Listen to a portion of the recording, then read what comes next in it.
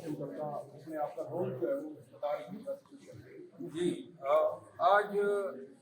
اسلام آباد high court میں جو مقدمہ تھا جس میں میرے ساتھ کھڑے ہیں سابق اسپیکر اسد قیصر صاحب، انور تاج صاحب سابق ایم این اے ہیں پی ٹی آئی کے، اور بھی پی ٹی آئی کے اسلام آباد کی لیڈرشپ ہے، ان پہ انہوں نے الزام لگایا تھا ایف آئی آر میں کہ انہوں نے کلاشنکوف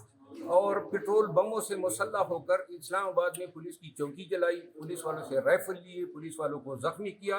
ڈائریکٹ ان پہ انہوں نے ایف آئی آر میں دعوے داری کی تھی۔ آج عدالت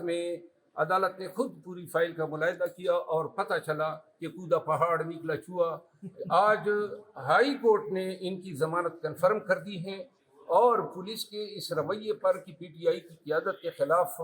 جس بے دردی سے اور بے رحمی سے اور جس طرح فراڈولنٹلی یہ ایف آئی آر درج کر رہے ہیں،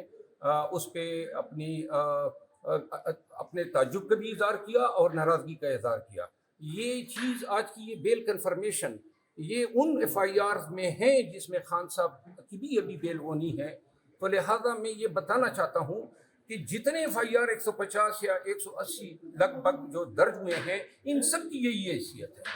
فالتو طور پہ اسد قیصر صاحب اس روز جو ہیں پشاور میں تھے، جس روز 9 مئی کا وقوع ہوتا ہے، انور تاج صاحب جو ہیں وہ شب قدر میں تھے، اور اسی طرح ان تمام کی اور ساری چیزیں، یعنی باقی انسان تو جھوٹ بول سکتا ہے، لیکن جو سائنٹیفک ڈیوائسز ہے، سی ڈی آر ہے موبائل فون کا، یا اتنے بڑے جلسے یا جلوس یا اتنی توڑ پھوڑ ہو رہی ہے، تو کہیں پر تو ان لوگوں کی کوئی کلپ نظر آ جاتی، کوئی ویڈیو بن جاتی، کوئی آڈیو بن جاتی۔ بس جی جہاں پہ بھی ان کو پی ٹی آئی کے لیڈر کا نام ملا ہے، انہوں نے کہیں نہ کہیں ایف آئی آر میں فٹ کیا ہے۔ آج